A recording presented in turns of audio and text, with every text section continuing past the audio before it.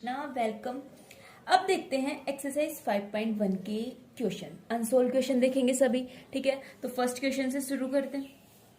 इससे पहले हमने जाना कि एपी क्या होती है, क्या उसकी फर्स्ट टर्म होती है, क्या कॉमन डिफरेंस होता है। यदि आपको अभी ये बेसिक नहीं पता ना, तो पहले आप वो बेसिक देख के आइए। ठीक है, उसके बाद ही क्वेश्चन हमारे पास इजिली सोल्व हो जाएंगे। ठीक है, तो अब वन बाय वन हम सभी अनसोल्व क्वेश्चन सोल्व करेंगे। फर्स्ट क्वेश्चन पढ़िए। फर्स्ट क्वेश्चन क्या कह रहा है, in which of the following situation, इनमें से कौन सी सिचुएशन में does the list of number, जो लिस्ट ऑफ नंबर है, involve make an arithmetic progression, मतलब एपी। इनमें से कौन सा मेरे पास एपी फॉर्म कर रहा है एंड कौन नहीं कर रहा एपी फॉर्म, एंड जो एपी फॉर्म कर रहा है वो क्यों एपी फॉर्म कर रहा है। ठीक है, तो मेरे पास इसके 4 ये सभी पार्ट है। देन मैं देखती हूँ क्या होता है। फर्स्ट पार्ट पढ़िए, the taxi fare after each kilometre when the fair is ₹15 for the first kilometre and ₹8 for the each additional kilometre. ठीक है, मैथ कैसे सोल्व करते हैं। फर्स्टली लाइन टू लाइन पढ़ते हैं। पहली लाइन क्या कह रही है कि जो एक टैक्सी का किराया मेरे पास पहले किलोमीटर के लिए 15 है एंड देन +8 होता जा रहा है, एडिशनल किलोमीटर हो रहा है। यदि आप 1 किलोमीटर से ज्यादा जा रहे हैं, यदि 2 किलोमीटर जा रहे हैं, देन 15 + 8, देन 3 किलोमीटर जा रहे हैं, 15 + 8 ठीक है, तो अब ये देखिए, अब देखते हैं। फॉर द फर्स्ट किलोमीटर मेरे पास कितना गिवन है, ₹15 एंड 8 मेरे पास इसका क्या है, एडिशनल चार्ज। एडिशनल चार्ज मतलब आप जितने किलोमीटर ऐड करते रहेंगे उतना ही ये मेरे पास चार्ज इंक्रीज होता रहेगा। सेकंड किलोमीटर के लिए मेरे पास क्या हो जाएगा, 15 + 8 एंड देन आगे उसके बाद 15 + 8 हमने एपी देखी थी। एपी क्या कहती है कि सभी के अंदर इक्वल, मतलब जो फिक्स चार्ज होगा ना, मतलब फिक्स नंबर जो जिसको कॉमन डिफरेंस बोलते हैं, वो मेरे पास ऐड होता है। अब देख लीजिए, 15 आ गया, देन 23, देन 31 एंड इस टाइप से ये मेरे पास चलता रहेगा। फर्स्ट टर्म मेरे पास यहाँ पे क्या है, a = 15 और यहाँ पे सबका कॉमन डिफरेंस मतलब सबके अंदर एडिशनल मेरे पास कितना है, 8 है। ध्यान से देखिए, 15 है एंड देन 23 है, फिर उसके बाद मैं क्या कर रही हूँ, 23 + 8 कर रही हूँ, फिर मेरे पास क्या आ गया, 31 आ गया एंड देन मैं क्या करूंगी, 31 + 8 मेरे पास 39 आ जाएगा एंड इस स्टेप से ये मेरे पास चलता रहेगा। ठीक है, या फिर दूसरा वे क्या था, अब मेरे पास डी मतलब कॉमन डिफरेंस निकालने का ये मेरे पास क्या तरीका था, D = A2 - A1 and the A3 - A2 A4 - A3। कम से कम 3 टर्म तक तो निकालना है, निकाल के देख सकते हो आप। 23 - 15 एंड देन 31 - 23 एंड देन 39 - 31, सभी की वैल्यू मेरे पास कितनी आएगी, 8 आएगी। कॉमन डिफरेंस सेम है, देन ये मेरे पास एपी फॉर्म कर रहा है। ठीक है, अब इसका सेकंड पार्ट देखिए। सेकंड पार्ट कह रहा है the amount of air present in the cylinder. ये क्वेश्चन ध्यान से समझने की कोशिश करना। ठीक है, जो अमाउंट ऑफ एयर की अमाउंट जो एक सिलेंडर के अंदर प्रेजेंट है, जब एक वैक्यूम पंप कितना रिमूव कर रहा है, 1/4 of the air remaining in the cylinder eight A time. ठीक है, ध्यान से समझो पहले इस क्वेश्चन को कि ये क्वेश्चन क्या कह रहा है। जो अमाउंट है एयर की एक सिलेंडर के अंदर प्रेजेंट है, जब वैक्यूम पंप को हम रिमूव कर रहे हैं ना, तब 1/4 ऑफ द एयर उस सिलेंडर के अंदर बच रही है। ठीक है, देखो स्टार्टिंग में कितनी अमाउंट है मेरे को नहीं पता, तो मैंने उसको क्या सपोज कर लिया है, उस अमाउंट को मैंने क्या कंसिडर कर लिया है, वी कंसिडर कर लिया है। अब दिया हुआ है कि जब मैं वैक्यूम पंप रिमूव, इसका 1/4 पार्ट कितना होगा, एयर जो है उसका 1/4 पार्ट, 100 का 1/4 पार्ट कितना होता है, 100 × 1/4, देन ये मेरे पास कितना होता है, 25 होता है। 1/4 पार्ट ऐसे ही तो निकालते हैं, 1/5 पार्ट निकालेंगे, देन 1/5 से मल्टीप्लाई कर देंगे इसको। अब इसका 1/4 पार्ट मैंने निकाला है, तो v का 1/4 पार्ट मेरे पास क्या हो जाएगा, v × 1/4 मतलब क्या हो जाएगा, v/4। अब रिमेनिंग कितना होगा, टोटल कितना है v, कितना मतलब कितना रिमूव कर दिया मैंने उसमें से, v का 1/4 पार्ट, देन मेरे पास कितना हो गया, कितना लेफ्ट बचा है, 3v/4। देन ये प्रोसेस मेरे पास बार बार रिपीट हो रहा है। अब देखना 3v/4, अब इसका 1/4 पार्ट, यहां देखो ध्यान से, 3v/4 का 1/4 पार्ट मेरे पास कितना हो जाएगा, 3v/16।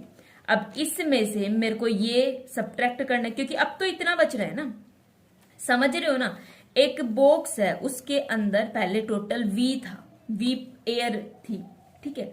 V का अब 1/4 रिमूव हो गया, अब इतना बचा। अब तो बचा ही इतना है, V थोड़ी ना बच रहा है, अब समझ रहे हो ना। अब सिर्फ इतना बच रहा है 3V/4। अब इसका 1/4 पार्ट करेंगे, फिर उस 1/4 पार्ट, इस रिमेनिंग में से मैंने 1/4 पार्ट रिमूव कर दिया, देन मेरे पास ये क्या आ जाएगा 9/16V, ठीक है। 9/16V आ गया, तो इसको मैं 9/16V को मैं ऐसे लिख सकती हूँ 3/4 का स्क्वायर। अरे 9/16 को 3² लिख सकती हूँ या नहीं लिख सकती, ठीक है। 3/4 का स्क्वायर इंटू V, एंड इस टाइप से चलता रहेगा। 3³ या फिर 3/4 का होल क्यूब, इस टाइप से लिख सकते हैं। यहाँ पे आप देखोगे कॉमन डिफरेंस सेम नहीं है। विश्वास नहीं हो रहा तो निकाल के देख सकते हो। कैसे निकालते हैं, A2 minus A1, 3V/4 minus V, ये कितना आ जाएगा मेरे पास, ठीक है। फिर निकालेंगे 9/4V माइनस 3/4 ऑफ V। तो ये देख लेते हैं ये मेरे पास कितना आएगा, ठीक है। यहां से मेरे को कितना मिल जाएगा -V/4, एंड यहां से मेरे को कितना मिल जाएगा 5V/4, सॉरी 6V/4, ठीक है। 9 - 3 6V/4। क्या -V/4 एंड 6V/4 सेम है? या तो स्टार्टिंग के ही दो निकालने से पता चल गया वो ही सेम नहीं है, आगे जाने की तो मेरे को जरूरत ही नहीं है, ठीक है। अब थर्ड देखो, the cost of digging A well, एक कुआं खोदने की जो एक कुआं खोदने की कॉस्ट है आफ्टर एवरी मीटर, प्रत्येक मीटर के हिसाब से, व्हेन इट कॉस्ट इज ₹150। पहले एक मीटर खोदोगे देन कितनी मिलेगी, ₹150 मिलेगी, और वो इंक्रीज होते रहेंगे, राइज होते रहेंगे 50 मीटर। क्या मतलब समझे, तुमने 1 मीटर कुआं खोदा तो आपको मिले ₹150, ठीक है। देन आपने 2 मीटर खोदा, देन 150 + 50, 3 मीटर 150 + 50 + 50। साफ दिख रहा है, एपी फॉर्म हो रही है। चलो देख लेते हैं। तो देखो यहाँ पे for the first metre digging कितना हो गया 150, देन 150 + 50, एंड देन इस टाइप से फॉर्म हो रहा है। अभी क्लियरली मेरे पास एपी बन रही है, मेरे को बार बार बताने की जरूरत नहीं है। इसका कॉमन डिफरेंस निकाल के देखो कितना हो जाएगा, मेरे पास 50 हो जाएगा, तब ये मेरे पास क्या हो जाएगी, एपी फॉर्म हो जाएगी, ठीक है। Very good. अब इसका फोर्थ देखो, the amount of money in the account every year, जब मेरे पास कितने रुपीज मैंने डिपॉजिट किए हैं, एक उसमें बैंक में कितने अमाउंट मैंने डिपॉजिट किया 10,000, किस पे, एक कंपाउंड इंटरेस्ट 8% पर एनम, उस पे क्या लग रहा है मेरे पास, कंपाउंड इंटरेस्ट लग रहा है। तब उसकी अमाउंट बताओ। अभी पर एनम का मतलब होता है 1 साल में, एंड देन हम उसको जितनी साल तक रखेंगे ना, उतनी साल तक वो क्या होती रहेगी, इंक्रीज होती रहेगी। अब देखो ये चैप्टर आप लोगों ने पक्का पढ़ा होगा, ठीक है। प्रिंसिपल, रेट, अमाउंट, ये फॉर्मूला भी देखा होगा। अब यहाँ पे प्रिंसिपल कितना है 10,000 है, रेट कितना गिवन है 8%, अमाउंट निकालने का फॉर्मूला क्या होता है P × 1 + R/100 की पावर n मेरे पास क्या होता है नंबर ऑफ ईयर, जितने नंबर ऑफ ईयर होंगे उस हिसाब से इसकी वैल्यू होती रहेगी। फर्स्ट ईयर के लिए n की वैल्यू मेरे पास 1 हो गई, ये हो जाएगा। सेकंड ईयर के लिए n की वैल्यू 2 हो गई, एंड देन थर्ड ईयर के लिए n की वैल्यू मेरे पास 3 हो जाएगी, एंड ये इस टाइप से चलता रहेगा। अब यहाँ पे भी हम देख सकते हैं ये एपी नहीं है। क्यों एपी नहीं है, क्योंकि कॉमन डिफरेंस सेम नहीं है। अब कॉमन डिफरेंस तो आप इजिली निकाल सकते हो।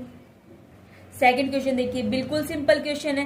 Right the first 4 term of the AP, उसकी फर्स्ट टर्म गिवन है एंड कॉमन डिफरेंस गिवन है। बिल्कुल पहली 4 क्या पहली 10 टर्म भी मैं निकाल सकती हूँ, ठीक है। हमने सीखा था क्या होती है इसकी journal form, a + d, a + 2d, a + 3d, इस टाइप से हो गई ना। फर्स्ट 4 टर्म 1 2 3 एंड 4, पहली 4 टर्म ही लिखनी है। क्या अब आप ये वैल्यू पुट करके भी आप इसकी वैल्यू नहीं निकाल सकते क्या, ठीक है। बिल्कुल सिंपल क्वेश्चन है ना।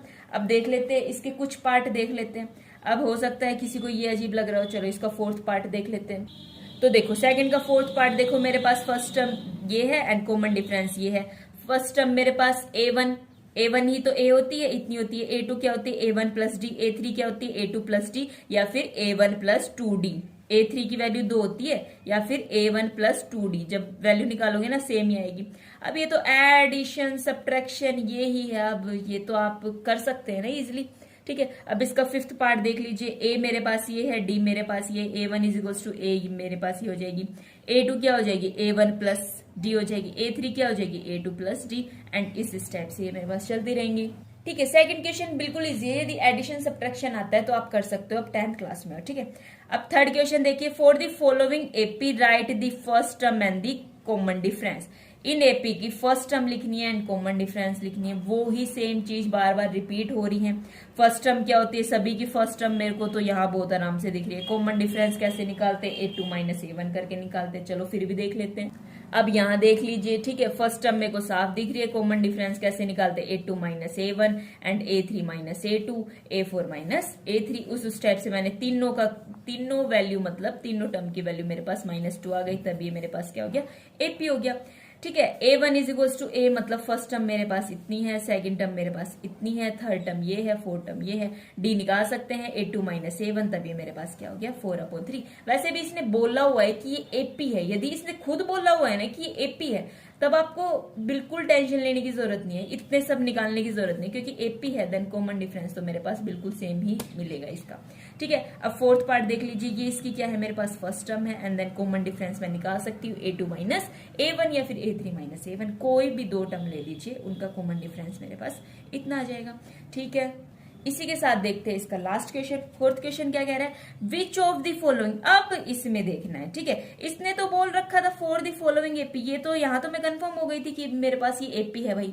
ठीक है, सभी टर्म का कॉमन डिफरेंस सेम मिलेगा यदि मैंने एक का भी निकाल लिया तो। ठीक है, लेकिन ये फोर्थ क्वेश्चन में क्या कह रहा है कि इनमें से कौन सी एपी है, यदि एपी फॉर्म कर रही है ये, देन बताओ मेरे को, क्या तो इसका कॉमन डिफरेंस है और इसकी अगली 3 टर्म लिखनी है मेरे को। ठीक है, तो मैं कुछ हार्ड एग्जांपल ले लेती हूँ जिनकी शक्ल थोड़ी अलग अलग दिख रही है, जैसे ये इस टाइप के ले लेंगे। ठीक है, फर्स्ट तो बिल्कुल सिंपल दिख रहा है, आप इजिली देख सकते हैं। ठीक है, तो चलिए देखिए, फोर्थ का मैंने लिया है, सबसे पहले सेकंड पार्ट लिया है, ए मेरे पास इतना हो गया, डी मतलब क्या होता है, कॉमन डिफरेंस। कॉमन डिफरेंस कैसे निकालते हैं, A2 माइनस A1 या फिर A3 minus A2, A4 minus A3, इस टाइप से करके निकाल सकते हैं। देन मैंने वही किया, वही निकालने के बाद मेरे पास क्या आ गया, 1/2 एंड। ठीक है, तो अब देखिए इसके बाद ये मेरे पास सभी का कॉमन डिफरेंस, चाहे मैंने A1 A2 का लिया है या फिर A2 A3 का या A3 A4 का लिया है, सभी का कॉमन डिफरेंस मेरे पास सेम आया है, जो मेरे पास कितना है, हाफ है, तो ये मेरे पास क्या फॉर्म करेगी, AP फॉर्म करेगी। Yes, it is an AP। और इसकी अदर टर्म निकालने के लिए कोई दिक्कत नहीं है। लास्ट टर्म कितनी थी, 7/2 में 1/2 ऐड करना है, मेरे पास इतनी आ जाएगी। फिर इस टर्म में फिर 1/2 ऐड करना, फिर इस टर्म में फिर 1/2 ऐड करना, ऐसे ही तो होता है ना। ठीक है, भूल तो नहीं रहे हो ना, एपी क्या होती है, सभी टर्म के अंदर एक फिक्स नंबर जिसको कॉमन डिफरेंस बोलते हैं वो ऐड होता है। ठीक है, अब इसका कौन सा पार्ट देख लीजिए, फिफ्थ पार्ट देख लीजिए, ये मेरे पास एपी है and this is the my first term. ठीक है, ये मेरे पास क्या है, मेरी फर्स्ट टर्म है एंड ये मेरे पास कॉमन डिफरेंस इसका क्या हो जाएगा, A2 minus A1 and then मैं क्या चेक करूंगी, A3 minus A2 and then A4 minus A3। मैंने सभी का चेक किया, सभी का मेरे पास क्या आ गया, √2 आ गया है। ठीक है, √2 आ जाने के बाद सभी का कॉमन डिफरेंस यदि मेरे पास सेम आया है, देन ये it will form an AP form कर रहा है। अदर टर्म निकालनी है, अदर टर्म बहुत इजीली निकाल सकते हैं, जो लास्ट टर्म है उसके अंदर कॉमन डिफरेंस ऐड करना होता है, देन हम इसके बाद लास्ट की सारी 3 टर्म निकाल सकते हैं। ठीक है, सिंपल ही लग रहा होगा ना। अब देख लीजिए इसका सिक्स्थ पार्ट देख लीजिए, सिक्स्थ पार्ट क्या बोल रहा है, ये मेरे पास एक दी हुई है सीरीज दी हुई है, अभी मैं इसको एपी नहीं बोल सकती, ठीक है ना, क्योंकि फर्स्ट टर्म मेरे पास ये है एंड देन कॉमन डिफरेंस मैंने सभी का निकाल के देखा, A2 माइनस A1 निकाला एंड A3 माइनस A2 निकाला। ओ बट ये तो मेरे पास सेम नहीं आ रहा, लग तो ऐसा ही रहा था ना कि हाँ ये सेम ही चल रही है कि ये मेरे पास एपी हो जाएगी, बट नहीं, हवा में बात नहीं करनी, इनका निकाल के देखना है common difference and then common difference यदि इनका सेम नहीं आ रहा है तो ये मेरे पास नॉट फॉर्म एन एपी। अब इसका 8th पार्ट और देख लेते हैं, 8th पार्ट क्या कह रहा है। ठीक है, ये मेरे पास एक सीरीज दी हुई है, फर्स्ट टर्म मेरे पास ये है एंड देन मैंने इन सबका कॉमन डिफरेंस निकाल के देखा, यहाँ पे मैं 0 आ गया, यहाँ पे क्लियरली एनएपी मैंने क्यों लिख दिया, देखना ये मेरे पास सभी सेम टर्म है, सभी सेम टर्म, तो क्या फर्क पड़ रहा है, मैं A2 माइनस A1 कर रही हूँ, A3 माइनस A1, सभी की शकल ही सेम दिख रही है, तो सबका कॉमन डिफरेंस 0 आ गया, इसलिए मैंने लिख दिया clearly it form an AP. तो ये मेरे पास क्या फॉर्म कर रही है, एक एपी फॉर्म कर रही है। ठीक है, अब नेक्स्ट देखिए, ये मेरे पास एक सीरीज गिवन है, फर्स्ट टर्म मेरे पास कितनी है, √2। ठीक है, सेकंड टर्म मेरे पास ये है। अब देखना यहाँ पे मैं इसको इजी बनाने के लिए कैसे सोल्व करूंगी, इस क्वेश्चन को ध्यान से देखना। A2 मेरे पास क्या है, √8। √8 को मैं क्या, 8 को क्या लिख सकती हूँ, 4 × 2, ठीक है। √4 को मैं क्या लिख सकती हूँ, √4 मेरे पास क्या होता है, 2 का स्क्वायर होता है ना 4, देन इसको 2 लिख सकती हूँ, देन 2 √2 लिख सकती हूँ मैं। √4 को मैं 2 √2 लिख सकती हूँ, ठीक है। अब A3 मेरे पास क्या है, 18 है। 18 को क्या लिख सकती हूँ, 9 × 2। 9 किसका स्क्वायर दिख रहा है, 3 का स्क्वायर क्या होता है, 9, देन 3 मैंने बाहर निकाला, फिर √2 हो गया। फिर इसके बाद आ गया 32। 32 को क्या लिख सकती हूँ, √16 × 2, ठीक है। 4 का स्क्वायर क्या होता है, 16 होता है। अब मेरे पास बहुत इजी हो जाएगा इनका कॉमन डिफरेंस निकालना, क्योंकि A2 - A1 A3 - A2 अब मैं बहुत इजीली निकाल सकती हूँ, ठीक है। 2 √2 - √2 √2 हो जाएगा। सभी का निकाल के देख लेना, सभी का √2 आएगा, तो ये मेरे पास क्या फॉर्म कर देगी, एक एपी फॉर्म कर देगी।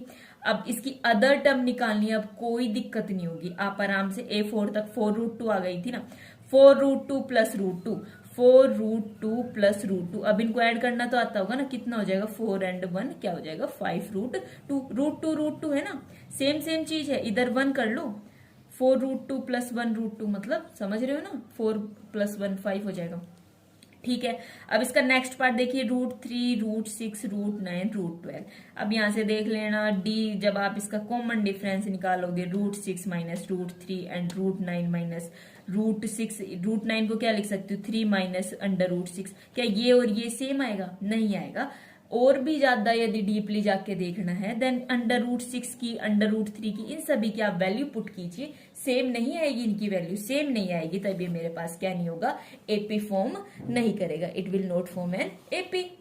फाइनली अब लास्ट 2 पार्ट देखिए इसके। अब ये देखना, ये दिख तो ऐसा रहा है कि हाँ हो सकता है भाई इनका कॉमन डिफरेंस सेम हो, बट कई सीरीज ऐसी दिखेंगी आपको कि लगेगा कि वो एपी फॉर्म करेगा, बट नहीं, हवा में बात नहीं करनी है, उनका कॉमन डिफरेंस निकाल के देखना है। कॉमन डिफरेंस निकाल के देखेंगे, इधर 8 इधर 16, ज्यादा दूर जाने की जरूरत ही नहीं है। पहली 2 एंड नेक्स्ट 2 का निकालोगे ना, इन दोनों का, तभी मेरे पास पता चल जाएगा कि ये मेरे पास एपी फॉर्म नहीं कर रही।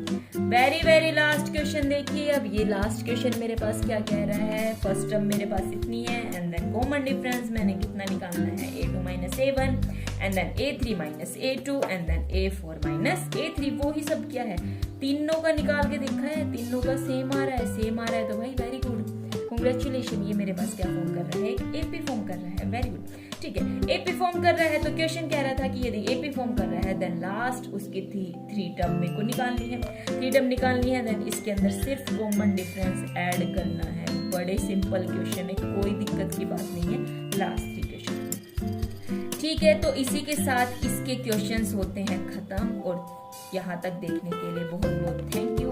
मिलते हैं इसकी नेक्स्ट एक्सरसाइज के, पहले कॉन्सेप्ट करेंगे एंड देन उसके बाद 5.2 के क्वेश्चंस करेंगे, ठीक है। तो तब तक के लिए स्टे ट्यून्ड।